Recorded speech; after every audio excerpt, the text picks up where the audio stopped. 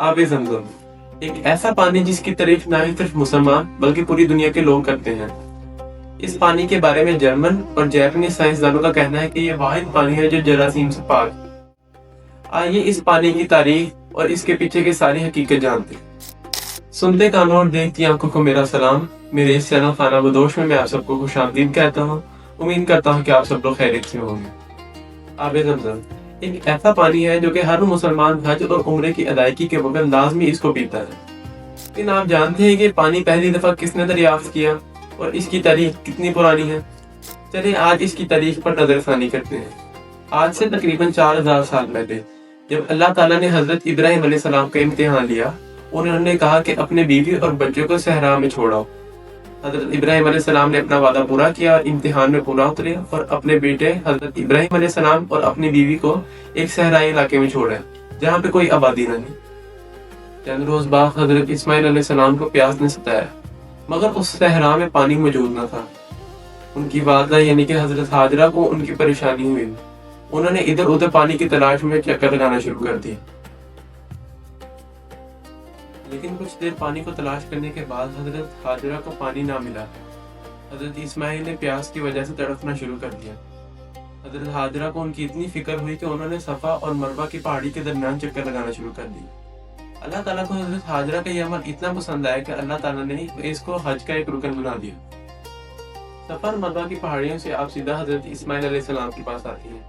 तो आप देखते हैं कि हजरत इस्माइल अलैहिस्सलाम ने अपनी एड़ियां जमीन पर मारी और वहां से एक फवारा शुरू हो गया। आप दोनों ने उस फवारे से पानी पिया और उस फवारे का पानी रुके ना, तो आपने उसे जमजम कहा। जमजम यानी कि ठहर जाओ, तो पानी वहीं ठहर गया। आपने उस पानी के फवारे के इर्द गिर्द एक दायरा बना दिया। अरब में उस वक्त ये देखा जाता था कि जिस जगह पानी मौजूद है तो लोग वहीं अपनी रहाइश रख लेते थे। जिस जगह पे हजरत हाजरा की आमकदीर थी तो वहां पे पानी मौजूद था। तो देखते ही देखते कई काफिले आए और उन्होंने अपना वहीं पे गुजर बसर शुरू कर दिया। देखते ही देखते वो सहरा एक शहर में तब्दील हो गया और उस शहर का नाम रखा गया मक्का। अब इस वाक़े से लगभग 300 साल बाद मक्का पे हुकूमत थी बनु जुरहम की। बनु जुरहम पे एक रोज अचानक हमला कर दिया बनु कुज़ा ने। इस हमले के बाद बनु जुरहम को बहुत बुरी तरह शिकस्त हुई। बनु जुरहम इलाका छोड़ते हुए उन्होंने जमजम के कुओं को मिट्टी और पत्थरों से बंद कर दिया। इस जंग से कुछ अरसा बाद हजरत अब्दुल मुत्तलिब जब मक्का के सरदार बने तो उन्हें एक रोज ख्वाब आता है कि पाक पानी निकालो, और ख्वाब खत्म हो जाता है। वो इस ख्वाब के बारे में सोचते लेकिन नजरअंदाज कर देते। अगले दिन उन्हें फिर यही ख्वाब आता है कि पाक पानी निकालो। हजरत अब्दुल मुत्तलिब की आंख खुल जाती है। फिर अगले रोज उन्हें फिर से यही ख्वाब आता है कि पाक पानी निकालो। इस दफा वो जागे नहीं बल्कि उन्होंने एक सवाल पूछा कि कौन सा और कहाँ है वो पानी। तब उन्हें आवाज आती है कि तुम बैतुल्लाह में बैठे होगे, वहां पे एक परिंदा आएगा, उस परिंदे के साथ जाना, वो एक जगह पर 3 दफा अपना मुंह मारेगा, उस जगह पे वो पाक पानी होगा। ख्वाब के मुताबिक हजरत अब्दुल मुत्तलिब बैतुल मुकद्दस में बैठे हुए थे। वहां पे एक परिंदा आता है। परिंदा के साथ हजरत अब्दुल मुत्तलिब जाते हैं और वो परिंदा एक जगह अपना मुंह मारता। आप अपने कबीले के लोगों को कहते हैं कि ये वो जगह है जहाँ पे हजरत इस्माइल अलैहिस्सलाम की एड़ियों से पानी निकला था। यही वो जगह है जहाँ पे जमजम निकलेगा। लेकिन वो लोग इस बात को नजरअंदाज करते हैं कि इस वाक़े को कहीं अरसा हो चुका। लेकिन हजरत अब्दुल मुत्तलिब अपने इस इरादे पर पक्के थे। वो अपने इकलौते बेटे हारिस के साथ इस कुएं की खुदाई शुरू कर देते हैं। कई रोज कुएं की खुदाई के बाद वो थक जाते हैं और वो कहते हैं कि काश मेरे भी 10 बेटे होते। उस दौर में मक्का में जिसके पास ज्यादा दौलत होती उसे अमीर ना समझा जाता, बल्कि उसे अमीर समझा जाता जिसके पास ज्यादा औलाद होती। हजरत अब्दुल मुत्तलिब ने उस वक्त दुआ मांगी कि अगर अल्लाह ताला उन्हें 10 बेटे देते हैं तो वो उनमें से एक को अल्लाह की राह में ज़िबा कर देंगे। ऐसा हुआ, वक्त गुजरा, अल्लाह ताला ने उन्हें 15 बेटे दिए। फिर एक मर्तबा उन्हें ख्वाब में ही आता है कि अपना वादा पूरा करो।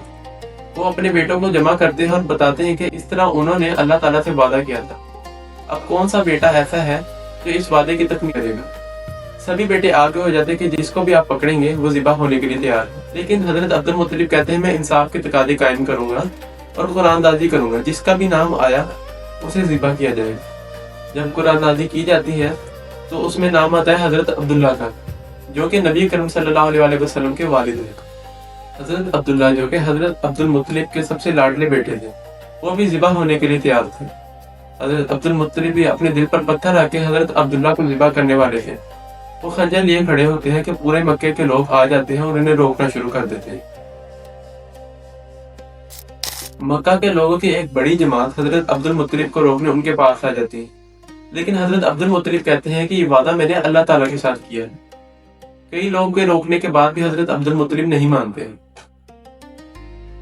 پھر حضرت عبد المطلب کو روکنے کے لیے آتے ہیں صحابہ حضرت عمر بن العاص کے والد العاص بن وائل، جو کہ حضرت عبد المطلب کو کہتے ہیں یہ ظلم کرنے کی میں تمہیں اجازت نہیں دوں گی۔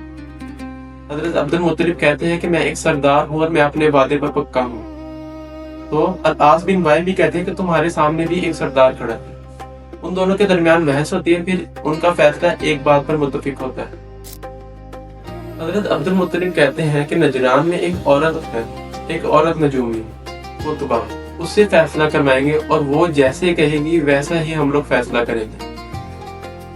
مکہ کے لوگوں کا ایک بڑا قافلہ نجران کی طرف روانہ ہو جاتا ہے۔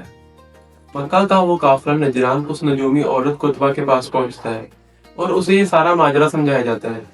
وہ یہ فیصلہ کرتی ہے کہ رکن اندازی پھر سے کی جائے۔ اس مرتبہ 2 رکے لکھے جائیں، ایک میں حضرت عبداللہ کا نام اور ایک جگہ 10 اونٹ لکھے جائیں۔ جتنی مرتبہ حضرت عبداللہ کا نام آئے گا اتنی مرتبہ ہی 10 اونٹ ذبح کیے جائیں گے۔